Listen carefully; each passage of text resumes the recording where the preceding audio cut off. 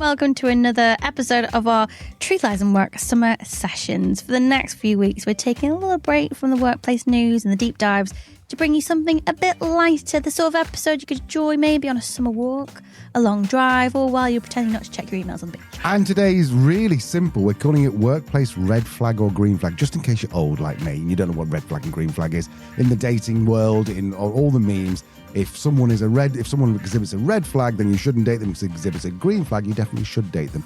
Now, we have all heard the workplace advice, and we're applying this very clumsily. I'm doing it to workplace. We've heard the workplace advice, like things like never discuss salary or hire for culture fit.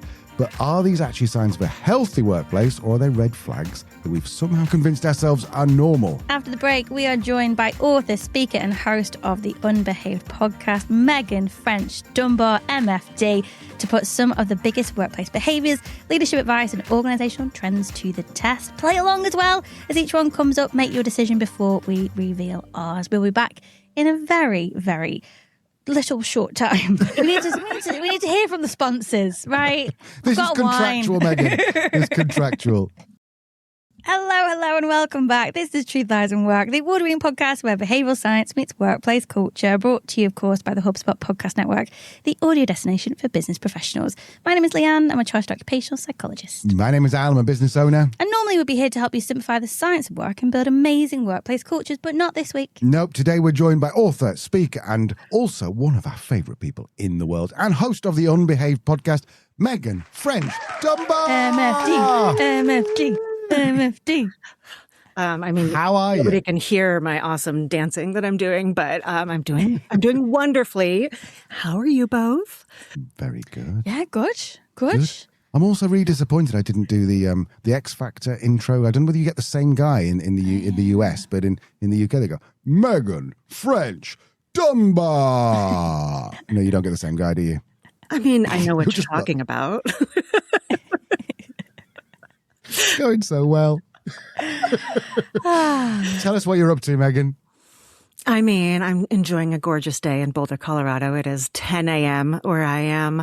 I've just gotten back from 2 weeks in British Columbia, and on the work side of things, I have the Unbehaved podcast and Substack, and I have been really walking through what happened when I did my first legal psilocybin-assisted therapy journey in May, and it has become, there's part 1 and part 2 on Substack and part 1 and part 2 on the podcast, and it has been a really fun topic. The more I get interested, the more I go deeper and deeper and deeper into why psilocybin is so incredible.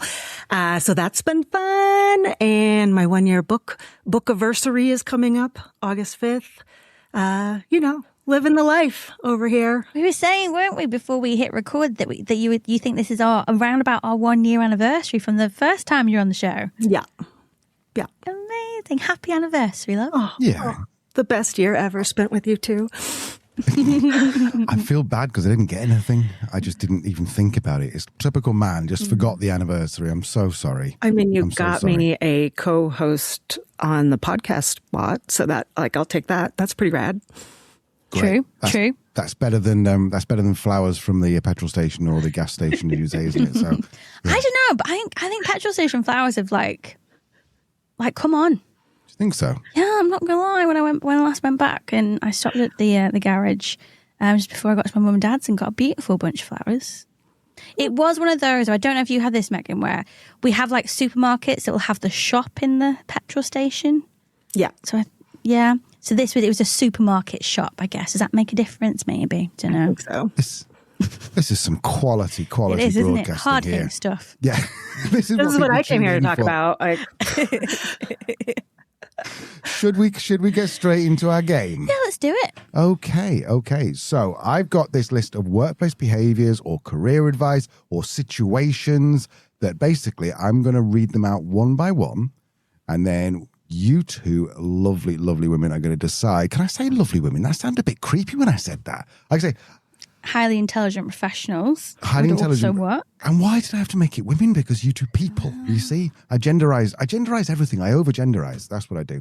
Well, what we're going to do is you're going to say you think that is a red flag of a corporate culture, or I was about to say blue. Come on, Al. This is the format point. Or a green flag. And then we're going to ask you why. I'd ask you if you understand, but I think you understand better than I do. Okay, cool. No right or wrong answers. Definitely want some opinions. Let's kick off with our very, very first one. Before I do, Meghan, on a scale of 1 to 10, how would you rate that sort of intro to this game? As a fellow podcaster. As a fellow podcaster. I mean, I guess I'd say red flag. Maybe like a 3, but it's cool. You guys are still learning and you're just getting your feet under you. It's like genuinely what this is going to be episode 324. We've done 120, so we're at 444 episodes of podcasts we've done. Yeah. You'd think we'd be better. Okay. Well. Right. I've got 20 of these. I want you to pick a... 20? Yes, I want you to pick a number. We'll go Meghan first, and then we'll go Leanne. Pick a number between 1 and 20. 18. 8. Oh, good choice. So, this is a situation. An MD explains in a podcast interview, we recruit almost entirely through employee referrals. Is that a red flag or a green flag or undecided? Who wants to go first? Meghan should go first. I feel red flag there. I feel like that is similar to culture fit. And at least in my experience, the referrals that you would give out would often be to your friends and family and people who are very similar to you. And so it just perpetuates the homogenized culture of getting lots of people in there who have very similar qualities and would be potentially a hard way to drive genuine diversity of thought, opinion, experience, all the things that you want to really be in a place to drive innovation and all the things that you want in an organization. So my quick thinking is red flag. Leanne? I would say, without more information, red flag. I worked in an organisation where we did make a fair few hires through referrals, but they'd go through the same recruitment process as external candidates.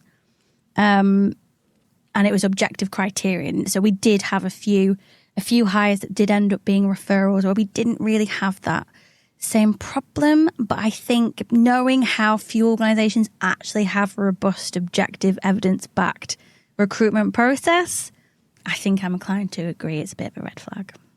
Do you know what's funny is that there's a book called The Knack by Bo Burlingham, and he's also written Small Giants, I think. Well, you and I have talked about this before, MFD, I'm sure we have. And he said, and one of the stories he told was that they recruit exclusively friends and family, and they said it was the most successful thing they've ever done. But I suppose, and back then I was thinking, oh my God, this sounds amazing, I'll do that then. But thinking about it, they never actually said whether they'd got diversity in there, whether they got any kind of like, whether it was groupthink or whatever. So I hadn't actually thought about it from that point of view. I mean, if you are looking for a culture that gets along really well, perhaps just doing friends and family, if you don't want diversity of thought, if you don't want people challenging each other, I don't know, but it would be probably a very pleasant place to work. Yeah, not much friction there with I think family is a bit more problematic. Yes. It's a lot more problematic, isn't it? Those kind of nepo hires never really rarely work out. So yeah, it would be an automatic red flag if those referrals were mainly family. Can I ask a question? Do you think this would be acceptable if you were a startup and this was like your first 10 employees? Would that change your mind? I mean, I have personal experience with this. This is what I did with my first company, Conscious Company Media. We had our 2 co-founders. We hired one person, my first person off of Craigslist, #2014. And that person we didn't know. And then all the next, I think 5 hires were all friends. And it was people we'd met in grad school and people who we'd met through various networks of ours. And I think perhaps my red flag comment came from the fact that I looked up at employee 10 And I had an entirely, we were all women between the ages of, let's call it 29 and 45, all white. And I had just hired a completely homogenous group of people because it was all friends and family. And I think when I just gave advice to someone who's starting a company yesterday who called, and I said, I think the biggest mistake that startups make is hiring their friends, because you go with what you know and trust rather than what you actually need. And if they can make it through a formal vetting process to actually see if they have the skills and everything that you need to get to the next level, cool. But I doubt that you have that if you are a startup. Lee, can I play devil's avocado for a second? Please, I love it when you're an avocado. You've said quite often that the people who get you here probably won't get you there. Yeah. So often you've said employee number 13 is where things start to change, it fragments, and you often have to lose some of your earlier people. Mm-hmm, mm-hmm. So I take on board fully what MFD's saying. At the same time, I'm going to ask the same question to you and go, if you looked at them kind of as disposable, that's not a good way to describe an employee. My on employees or my friends? Your employees. Or my family? Your employees. Do you see what I'm getting at? Is that... I think you've actually made more of a case for it being a red flag. Ooh. In that you're absolutely right. You kind of, and how many clients we worked with where we're helping them through this exact kind of friction point where they've been a startup, they've either recruited people that they know or they've bonded very, very closely and very, very quickly. And then the issue that they're having is either the direction of the company changes or the vision changes or the growth strategy changes, and you're bringing in more people and you've suddenly got this us and them. Of like, well, we're the OG people who have this really strong personal relationship with you that helped you even get to this point. And you got your new people in that are just excited to be part of a really cool scale-up company. And it's that friction and the fact if they're your friends as well, it just gets unnecessarily messy, doesn't it? I've changed my mind. I've changed my mind. Excellent. Right, I'm with both of you.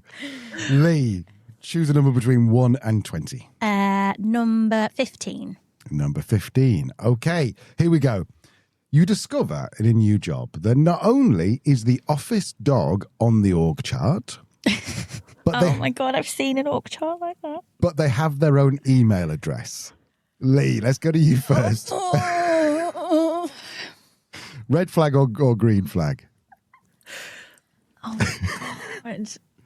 I'm always inclined to sway red flag for anything that's a bit quirky and a kind of a bit because you're also then, well, what happens if you have an employee that, or you know, a candidate who really doesn't like dogs or is afraid of them, or from a hygiene perspective, or sometimes it's just annoying if you've got a smelly dog in your face. And I say that as somebody who has 3 dogs. I don't know. I can't. Do you know what? I've actually got a client that's in this situation, so I'm going to say it depends. Oh, it depends. MFD, thoughts? Blue flag for sure here, which is, I don't know, because I would work with a dog in my lap all day, every day. If I'm at a party, I am the person who's hanging out with the dogs, not the people. And when I go into an office and they have dogs, it makes me feel super, super happy. I think org chart can be cute, whatever, on the website. Like, I like that you're respecting your animal's email address. Like the fact that someone went far enough to set that up. I don't know. But I mean, Leanne, I'm hearing you. Like, my friend Nathan is allergic to dogs, and there's some people who are afraid of them. And so I don't know. I can't. Blue flag, which means I think if it was a cat, I'd be red flag. Oh, interesting. 100%. Yeah. Oh, no, I would be too, but I would have thought a cat would be more acceptable to the majority of people. They make me sneeze. They're very sly. I don't care for them.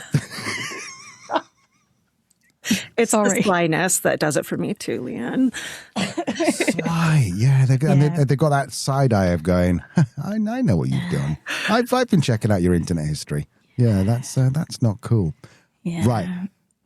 Now, see, interesting thought, because if I hadn't have followed up by saying they have their own email address, if they were just on the org chart or on the website as a kind of a member of staff, would that change it from blue? Which, by the way, MFD, you've just totally changed the rules because we didn't have blue flag, but I understand why you've done it.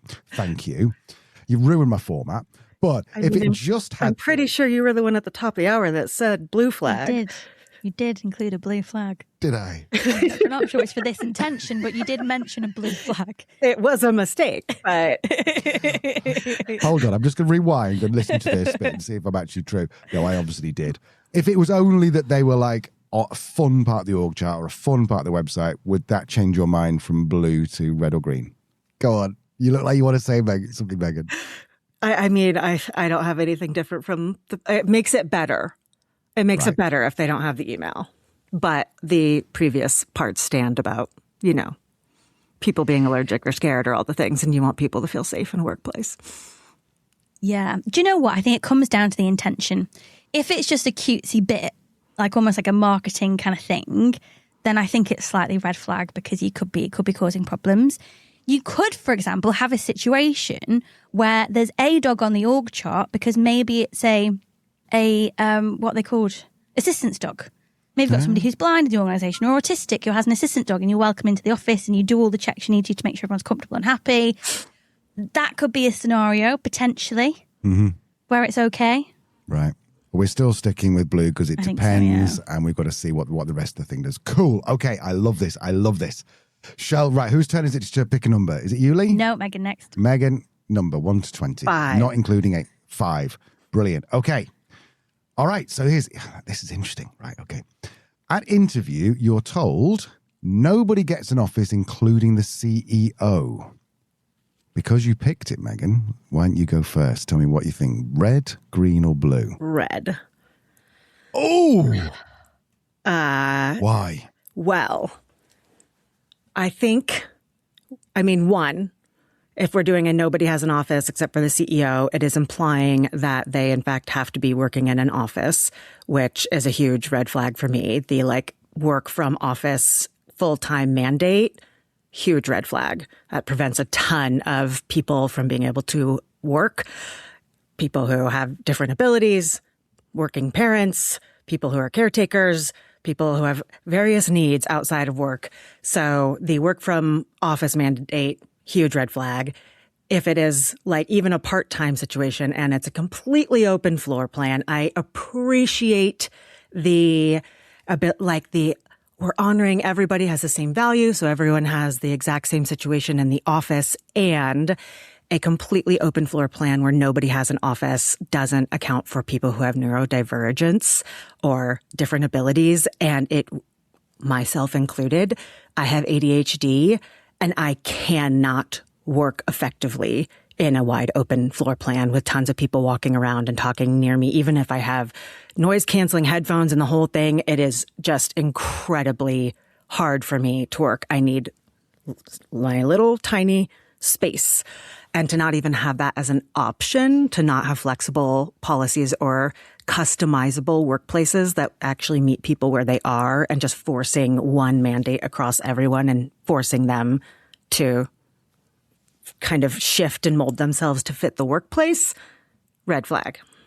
Leanne? Lee, I'm loving that if you say green flag, then you're basically saying that ADHD is fake news. I'm loving this.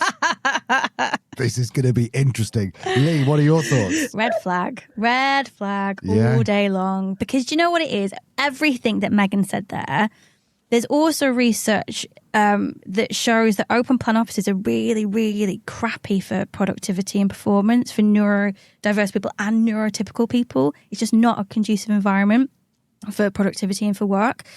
It's also, I think it falls under this myth of and I think often the intention is good, like a leader that goes, I treat everyone the same. And it's I know what you're trying to say, but you shouldn't. Because as Megan rightly pointed out, everyone has different needs and we can't just try and squeeze everybody into this one shaped workplace environment and hope that everyone will get on the same. They won't. You shouldn't treat everybody the same. Everyone has their own individual needs and personalization is key. So red flag. Love it. I think we can squeeze one more in before the break. Okay, so Lee, your turn to pick a number. Number 2. Number 2. Let me just look it up. Okay. This is quite similar. You discover that at your new job, they have complete salary transparency, i.e. everyone knows what everyone else earns.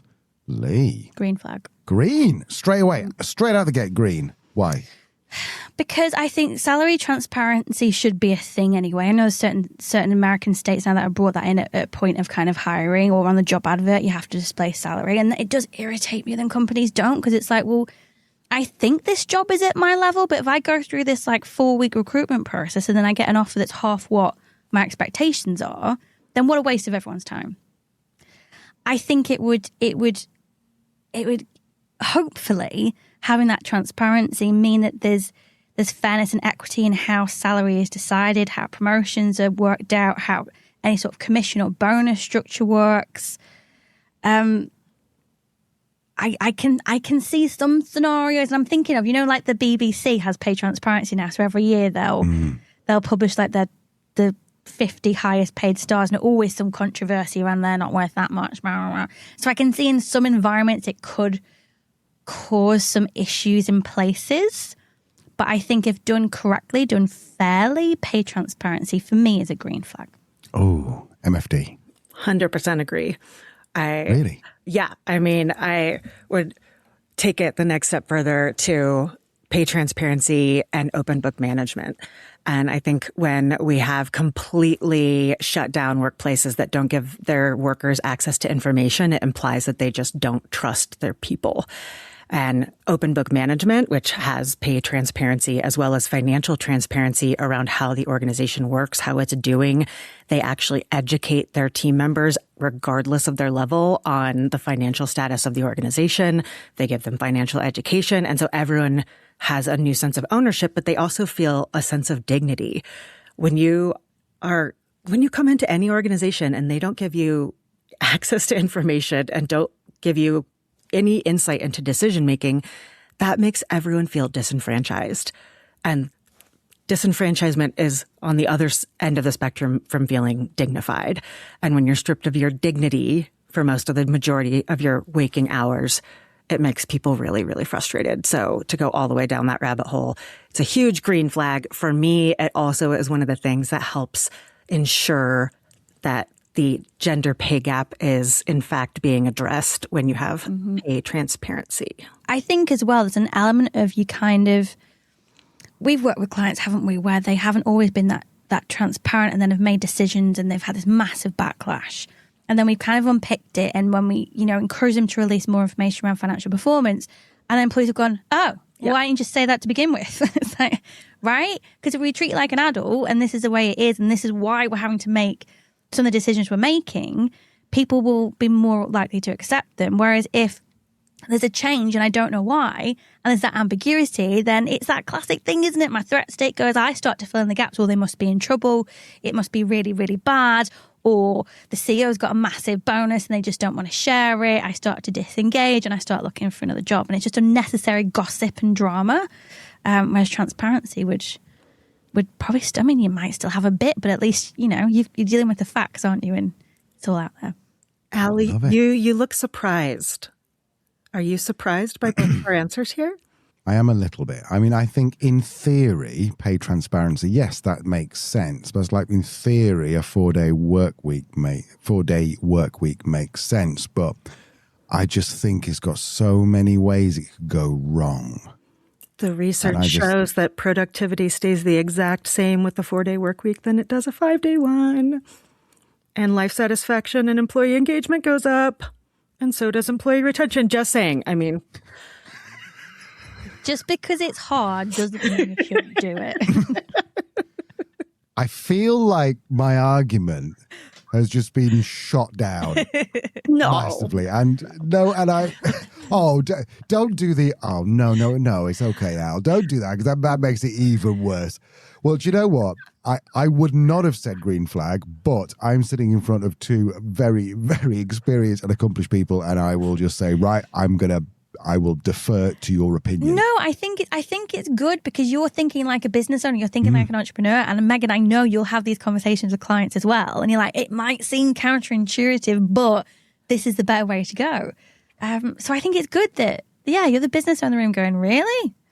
Doesn't sound like a good idea to me. It's funny because when we recruit through employee referrals, I thought green flag, yeah, that sounds a really good idea. Nobody gets an office, I put green flag, yeah, that's a great idea. And then pay transparency, put red flag. No. I love this. So far, I am wrong 100% of the time. Okay, right, we're gonna go to the break, but just before we do, right, I want to tell you this. Right, I love this. So there's a Twitter account called Fesshole, and it's all about confessions. Why does that sound rude? I think it's meant to sound. It sounds dirty, not in a good way. Maybe that's why I like it. I'll be honest, most of them are pretty unbroadcastable. But this one was someone who said, I worked at this place for about 3 years. They were the worst company I ever worked at. And they basically fired me. They were like, oh, you've got good news. You're getting voluntary redundancy. And it wasn't voluntary at all. They were basically getting fired. So on the last day, they did a spreadsheet of all the names of the company and then put fake salaries on it and left it on the printer and walked out the door. I was just like, wait for that to kick off. And I thought that was genius. Opposite of pay transparency. Anyway, right, we need to go to a break, and we'll be back in just 1 second, I hope, unless I get cancelled. Welcome back. This feature, I don't know, some people might say this is working, some people might say this isn't working. If you are the latter, then you will love Meghan's book, This Isn't Working. You should definitely go to Amazon, Barnes & Noble, wherever you get, check this out. My word, he's a podcaster, ladies and gentlemen. You just redeemed yourself for the crappy intro. If we do publish the video, you'll see me leaning back in a kind of like a very accomplished, oh yeah, check me out. That was, I feel that was a bit more Ron Burgundy than Al Elliott. Anyway, right, so I've got another number of these. Let's see how many we can get through. And where are we up to? Who's choosing the number of the first one? I think it's Meghan next. Meghan, you 3. lovely person.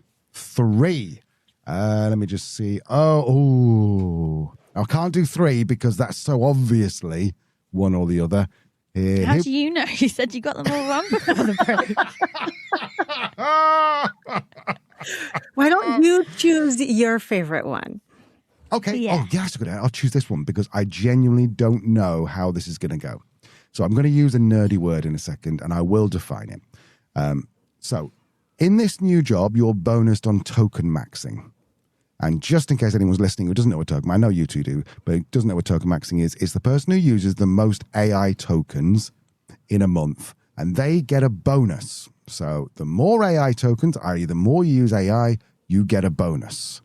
Is this red or green? Who are we going to go to first? I will just choose randomly. I'll point at someone at random. I have no idea where. Leanne. I don't understand enough about AI to understand what the intention would be and the good outcome from the company would be if people token max. Do you want me to give you a little bit of context? Like, what are they being incentivized? I understand they're trying to use all their tokens, but to what end? There is a company which I can't remember the name of, but basically they're embracing AI so much that the person who uses AI the most, i.e. use the most number of tokens, gets a bonus because they are trying to leverage AI so much to build their company. They want AI to do 90% of the work and the humans to do the 10% that AI can't. Okay. Then I'm going to say red flag. Oh. Mm-hmm. Opposite. I'm going to say red flag because I think it just comes down to, I feel that like quantity isn't always as good as quality. Like if you're just throwing shit at the wall because it's using AI to get your token max so you get your bonus, then, you know, whereas if you're designing it in a way that's like, how do we use AI in a way that is going to take away the grunt work? So we're moving our people onto more value-add activities, or how do we use AI in a way that improves our governance or our compliance or improves the experience for our customers? Or what's the goal behind trying to use AI to do that thing rather than let's just use AI? It just feels a bit like, I don't know. It's like if you're in a call center, would you really incentivize? Maybe you did back in the day, incentivize people for the number of calls made. It's probably much more effective to incentivize them on the calls they've converted to a sale. Interesting. Meghan. I'm in total agreement and red flag. And I had the exact quality over quantity situation. You're not actually looking at what the AI is being used for. And I just had a conversation on a podcast a couple of weeks ago about the ethical side of deploying AI in the workplace. And instead of it being seen as something to replace jobs, what if it is used to actually help people grow and help develop and nurture team culture? Like there's a lot of positive ways that it could be used besides maximizing productivity. And I feel like the individual bonus structure of 1 or 2 people get their bonuses based on how many tokens they have compared to all of their other teammates breeds internal competition instead of a more unified team-oriented culture.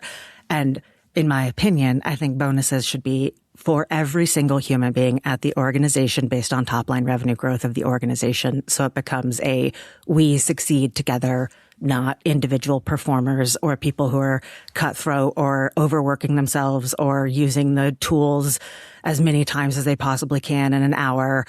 All of a sudden, that becomes a quantity over quality and individualistic behavior that breeds garbage cultures over the long term. I love that. And I was about to say, what would be the alternative? You just explained it. It was Emily and Katie's podcast. You did the AI episode on. What was that called, the podcast? It's called Reimagining Work from Within with Within People. Beautiful. Nice. Beautiful. Okay. Right. So I think it's MFD's time to choose. You give me... I mean, I feel like with the time left, you should just choose the juiciest ones. Got it. Right. I don't know. Leanne, what do you think? No, I agree. Pick the juicy ones. I'm doing it. So let's whip through the rest of these. Friday afternoons are karaoke parties. Red flag. With a dedicated room for it. Red flag. Attendance is optional, but ... Red Sorry, flag. I couldn't help myself. It was just like... Red, quick fire thoughts, MFD. I mean, it's fun and I'm glad it exists. It's not mandatory, but ... There's a element that's not going to be everyone's cup of tea, and forcing people to do things that they don't want to do, but they feel like if they don't do, they won't be part of the crew, or that they will be penalized in some way, or it is the only way in which they are able to connect with their coworkers, even though they're doing something that they actively or they actively dislike. Also doesn't account for parents or other people who have caretaking responsibilities or other things outside of the workplace, where on Fridays afternoons they need to be taking care of other people, and so all of a sudden they're just SOL. Leanne, where are you? Forced fun isn't fun. That's all I think I need to say. Yep. It's not fun. It doesn't do anything good for your organisation apart from make everyone feel really freaking awkward. Okay, love it. Right, so we've just said that's red flag both. So I think both of you agreed so far. Not with me, obviously, but with each other. Okay, so I've got one here which, all right, I think we disagree again. A job description says, we offer every employee unlimited holidays. Vacations, obviously, just in case you weren't sure you could translate that word, MFD. Who we go to first? Go Meghan first. Meghan. I'm going to go greenish flag. Because it's one thing to say you have unlimited PTO. Well, I'm assuming it's paid holidays. Unlimited PTO. It's another to understand if the culture actually supports people in taking that time off. Because I know plenty of organizations that have these shiny benefits like unlimited PTO, but that they don't actually make it okay for people to take that time away. But when I was doing interviews for the book, Gayla Jennings O'Byrne, she has Walkstar Capital. She went to her team and they were redoing their benefits, and she's like, everyone's going to want the next healthcare option, or better health insurance. We're in the States, it's all garbage.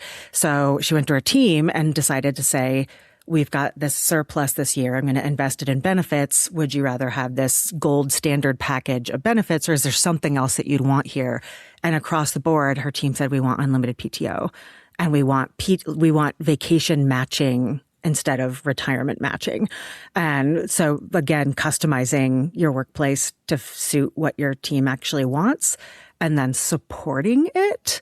But I think that brings up the next part of the conversation, which is, yes, having unlimited PTO, I think, is kind of green flag, as long as that is, in fact, what your team actually wants and that you have talked to them about that. Lee, agree or disagree?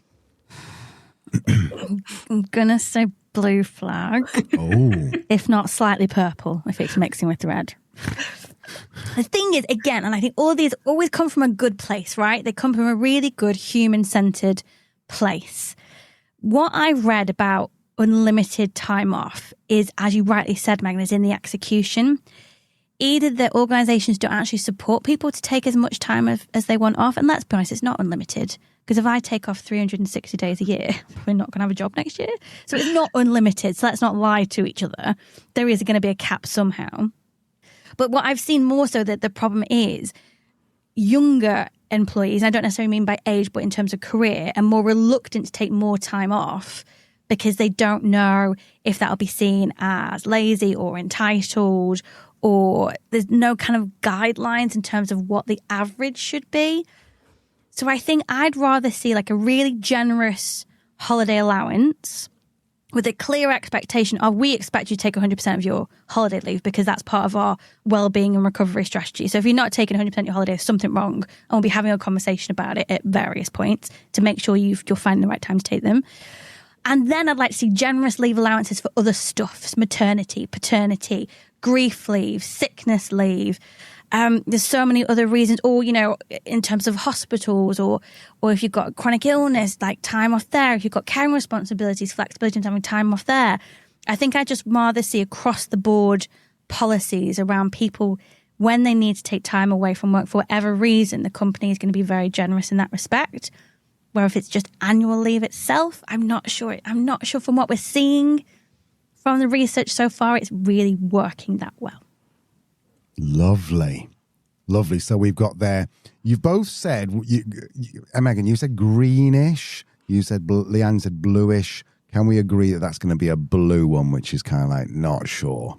Is that fair? I think, yeah, with all the caveats that Leanne has, if it's unlimited PTO, regardless of whether or not that's sick or caretaking or parental leave or all of the things, versus unlimited vacation. Those are two different questions. And I would say green flag to unlimited PTO, not necessarily vacation. Okay, so I've got a proposal for you two. I've got one more I want to do because I think you're going to throw things at me.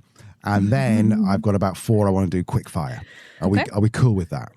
Yeah. Now, I just want to be really, really clear, okay, because especially to you, Meghan, because I'm even more frightened of you than I am of my wife.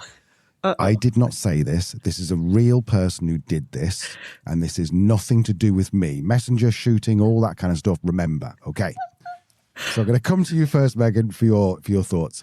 This CEO boasted that they got all the females in their company a pink ice cream maker for International Women's Day. Thoughts? Oh, I mean, watch the video. I wish I could translate my facial expression into words, but it's not going to happen. Magenta flag, like red flag, like the hot red flag. I can't even. I don't have anything else to say to this. I don't know. If this was a Mexican menu, it would have 3 chilies next to it. Is that what we're saying? It's 3 red flags. It is just a fucking shit show. Is that what we're saying? Yeah. 100%. Got it. Lee, this is bad, isn't it? Oh God, yeah, it's red flag. What actually makes me sad is this is based on a true story, isn't it? Yeah. My God. Awful. That's not what internet, I mean, it's not what it's about, you know, it's not a day, it's a day for awareness and discussion to create policies and workplace changes that then benefit women all year round. It's not about buying us flowers or giving us gifts. You know what I mean? Mm-hmm. Behave. Sit down. Meghan, anything to add? No, I don't. My brain has just completely short-circuited, so I don't think. I'd imagine No. I'd imagine it'd be very hard to climb down from that energy. So yes, fair point. Okay, I'll be honest. I put that one in because I pretty much guaranteed that Meghan, you were going to I could see your face in the future. Right. Okay. It's pink as well. Oh, you misogynistic arsehole. Yeah. Well, right. So would it surprise you to know, I think it was a law firm. Yeah. It was a boomer, white male. I think you knew all that already. I can see this guy so clear. I know exactly what he looks like. Exactly. Drives a Mercedes S-Class. Okay, right. So quick fire. So we've probably got about 5 minutes left. Quick fire. So we'll go to Leanne first. Leanne, the HR director tells you we're like a family Red here. flag. Tell you what, you get in the car next to the pink ice cream dude, keep driving and don't stop ever. Just keep going. I'm going to come back to you and ask you why that's such a big instant red flag, Meghan. Red flag. Go back to Leanne. I want to hear it. Instant red flag, why? You're not a family. You're not a family. You're not a family. You're not a family. You're not a family. You're not going to spend holidays together. You're not going to go to the birth of each other's children. You're probably more than likely going to have to talk to them about performance management issues at some point. You might have to lay them off one day. You might have to sack them. They're not your family. I understand you're looking for a word, and I think particularly in startups, you're looking for a word to try and explain the connection you're feeling to these people as you're building something that you so strongly believe in. Maybe it's a community. But you know what really annoys me about this? What's wrong with team? We're a team. Amazing. What a brilliant, wonderful word that we've been using for 100 years now. We're a team. Great. Let's go with that. Leanne, your face. Oh, it causes so many issues, you know? So many issues. Meghan, I have definitely said this in the past in the same company that I talked about before. Have you ever said this or ever said anything similar to this? No, but I hear what Leanne is saying, and I felt my team. I was like, it was ride or die. I would have done anything for those people, and I loved them in this very specific way, and I called them all team members. I played a lot of team sports growing up. Like, it is very, very similar to the bonds that you create on any sort of team sport, and that translates beautifully to the workplace. So I am with you, team. Perfect. Love it, love it. And by the way, if you want to hear that story, I believe Meghan told it on a year ago on our episode. We'll leave a link. Leave a link in the show notes. Definitely go and listen to that. Brilliant. Okay, so Meghan, it's your turn first. I think you start a new company, and on day one, when you ask your manager a question, they say, "Do you know what? I don't really know the answer to that." Red or green? Green. Ooh. Because I think we have this flawed assumption that leaders and managers are supposed to have all the answers, and someone who is humble and vulnerable enough to say, I actually don't know in front of their team as a leader, that actually shows the type of leadership I want to be following. Agreed. Green flag shows a level of self-awareness, humility. We don't have all the answers. And I think it's that, I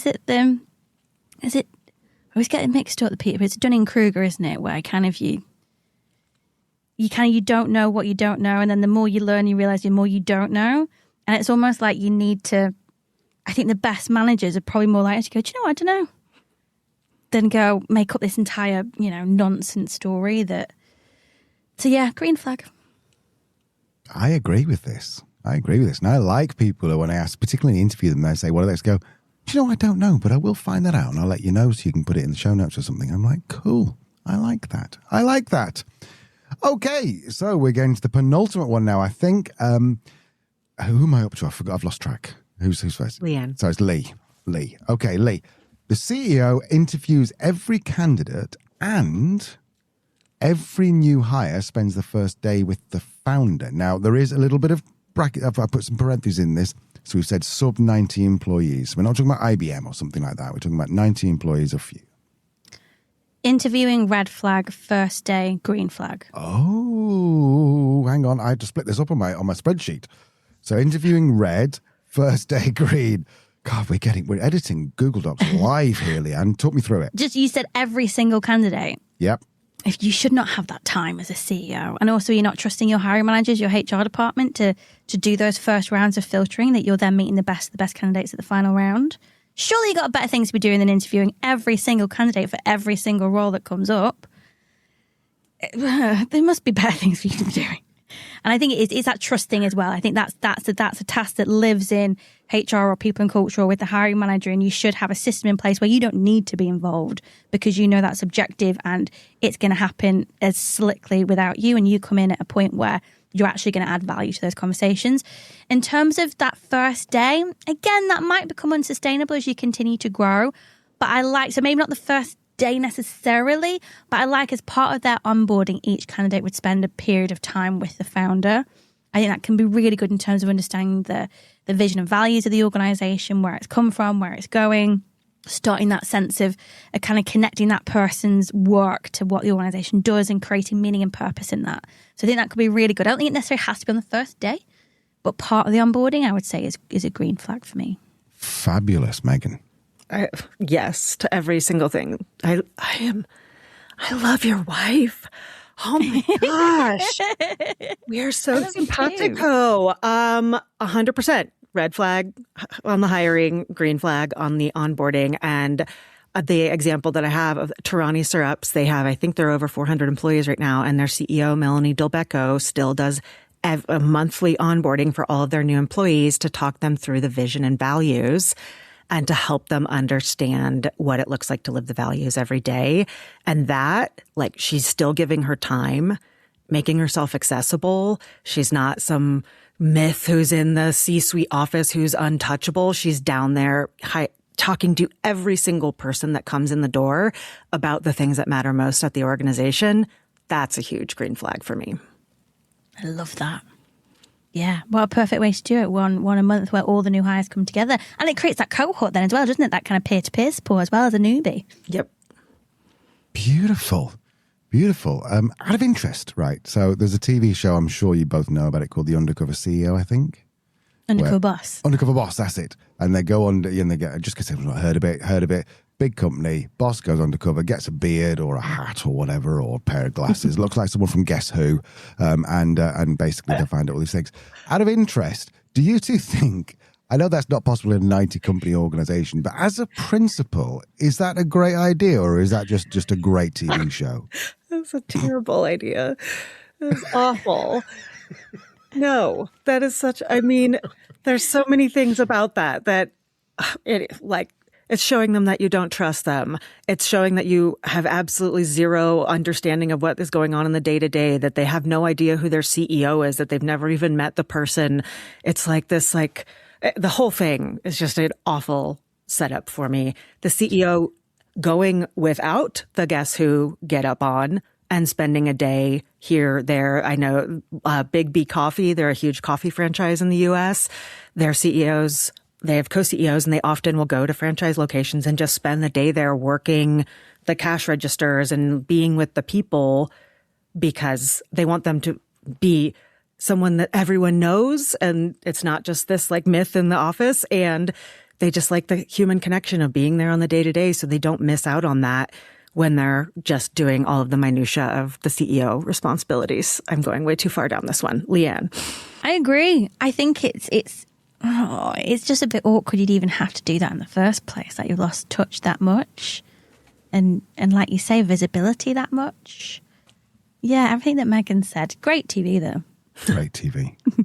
Meghan, was it you and I who was nerding out about Zingerman's and Ann Arbor? Yes, that was us. Just give us the 90-second pitch of why we both think Zingerman's am I saying it right? The best company in the world. I mean, I wouldn't say best company in the world, but I would say a model, one of the best.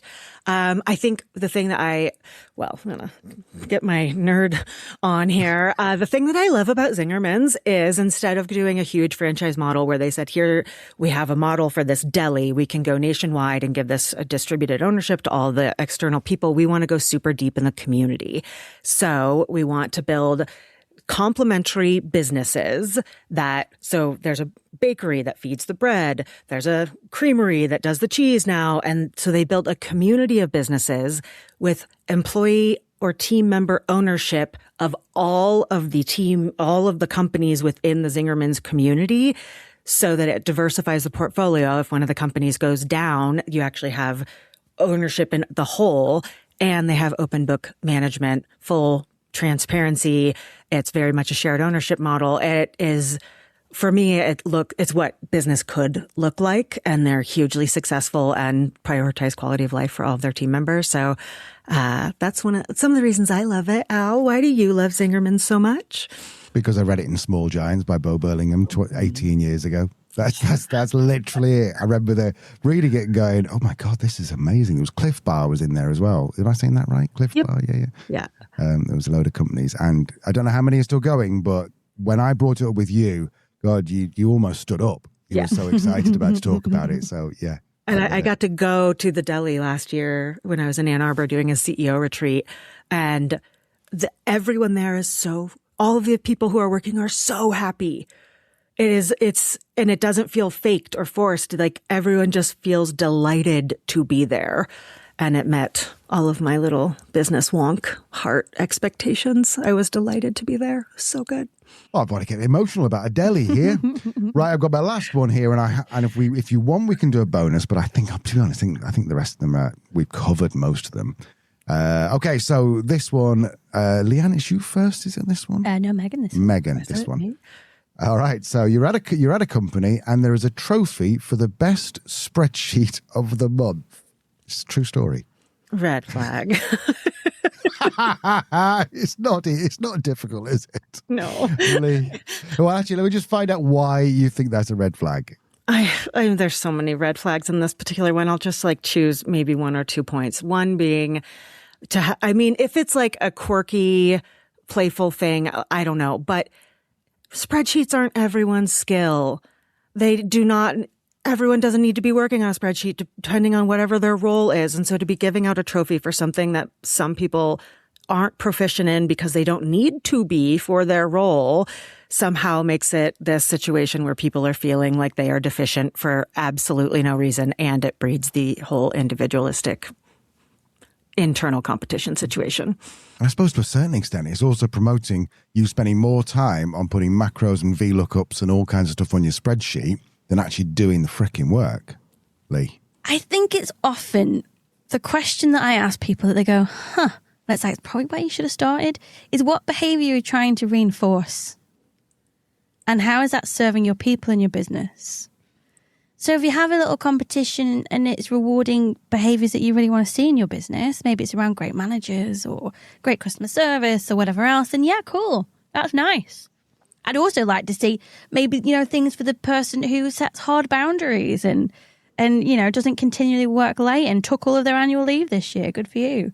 It's just, what behaviours are you trying to reinforce? And start with that rather than, wouldn't it be so cool if you had a trophy for spreadsheets? Lol. Barry Waymiller, they have a monthly award. Barry Waymiller, they buy distressed manufacturing facilities, I think all over the world. And they have, and we went and toured one of their facilities once, and they have a monthly award, which is for the person who has expressed or lived the company value to its highest, which is nominated by peers. And they have an entire wall instead of employee of the month, like someone who's hit all the KPIs or the revenue goals or blah, blah, blah. It is, here's the people that are actually living our values in the day to day. That's the way to do it, isn't it? That's the way you do it. What was that company called again? Barry Waymiller. Barry Waymiller. I'll send you the... Yeah, link will be in the show notes. I clearly can't speak. No, it's a very strange name. Oh, this is amazing. This is amazing. Thank you so much for playing along with us, for putting up with all of my mistakes and everything here. It was brilliant. Looking through now while you were talking, I was listening to you, but I was also looking through this. And we did originally have you two disagreeing on one, but then you ended up just agreeing on every single one of them. I wonder, is it weird to put you on the spot and say, what do you think is the biggest green flag in a company? Training their managers. Oh, I'm gonna kiss you on the lips. Do you know what I mean? me or Meghan, or I don't know. The person who's training their managers. It's obviously that's highly inappropriate, but I'm trying to compose myself. Meghan, what would you say was your biggest green flag in a company? I mean, Leanne, I see you. Training managers, I mean, I'm sure we're on the same page about human skills like communication, listening, empathy, all of these incredible things. And I mean, employee ownership is a big one for me. We need to bring you back and talk to you about that, because I think there's a certain, we've seen a little bubbling around of people thinking about employee ownership, and I'm not sure everyone's doing it the right way. So we definitely need to bring you back and talk about that. Meghan French Dunbar, author, all-round author, consultant. You've probably done TED Talks. You've probably been in the White House. I'm sure you've done all of those things. All of those things. I don't know whether to ask. I don't know whether to ask if that's true or not. Have you? It is. Oh, not the current one. Yeah, I wouldn't be proud if it was the current one. Anyway, no, I might not still go. Yeah, if something's on fire, you want to take a close look, don't you? Anyway, I was about to wrap up there and say, if you want to go, and I say you will want to go and follow Meghan. Meghan is absolutely incredible, friend of the show, just beautiful person. We are hopefully going to go and meet you at some point if we are ever allowed in the States. Not at this point. Probably. We might need to wait a couple of years. If you have your own red flag, green flag or something, or you want to ask about these people, then please check the show notes. Links to get in touch with them are there. Lee, anything else to say before we... Just to say, come and join the conversation. LinkedIn, Spotify. We're loving all the comments we're getting on Spotify now. Keep them coming. Love it, love it, love it. We do look at everyone and we reply to everyone as well. Not always necessarily like immediately, but probably within a day or so, right? Yeah. Let us know your own workplace red flags or green flags. But perhaps you just start a new job and you're like, I'm not sure if there's a red flag or not. Get in touch. We'll give you our thoughts. And we'll be back on Thursday with Chris Lovett. Yes, we will. Chris Lovett, best hair in the business. Really, really great story. About 5 years ago, he just went, fuck it. I'm not doing this anymore, and went around the world. And he's written 2 books ever since. So 2 things we need you to do. First of all, if you did like this, then go and leave us a review. Secondly, if you did like this, then go and subscribe to Unbehaved, wherever you get your podcasts. The second best podcast in the world. Yes, absolutely. Behind Diary of a CEO, of course. Yeah, for sure. That's a red flag for sure if that's your favourite podcast. And of course, next Tuesday, come back. We have another summer session. I'm going head to head with Danny Wareham to play Corporate Family Fortunes. We'll see you soon. Bye. Say goodbye, Meghan. Bye.